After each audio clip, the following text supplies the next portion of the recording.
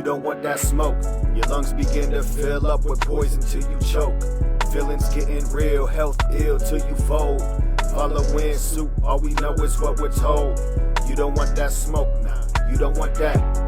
You don't want that life. Burning up the papers like rolling up the dice. Another sheet of oil taking days off your life. Chemically seduced till we laid out on the ice. Nah, you don't want that. Ayy, you don't want that smoke, bruh. I'm telling you, nah, you don't need that rolled up. It's never free, that nicotine. We buying life sentences like a ball and chain.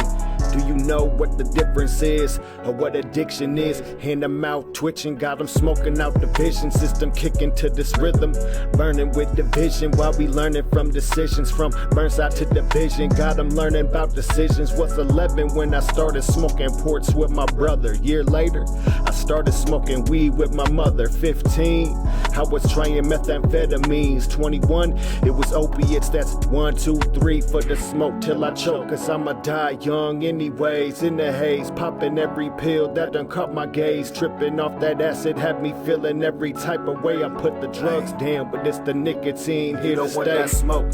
Your lungs begin to fill up with poison till you choke. Feelings getting real, health ill till you fold. Following suit, all we know is what we're told. You don't want that smoke, nah, you don't want that. You don't want that life. Burning up the papers like rolling up the dice. Another sheet of oil taking days off your life. Chemically seduced till we laid out on the ice. Nah, you don't want that. Being an advocate for those struggling with substance use and houselessness, I have that lived experience. I did live that life.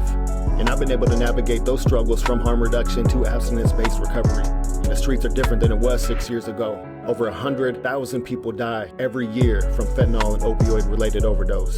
It's nearly 5 times that for nicotine. 480,000 people die every single year from nicotine.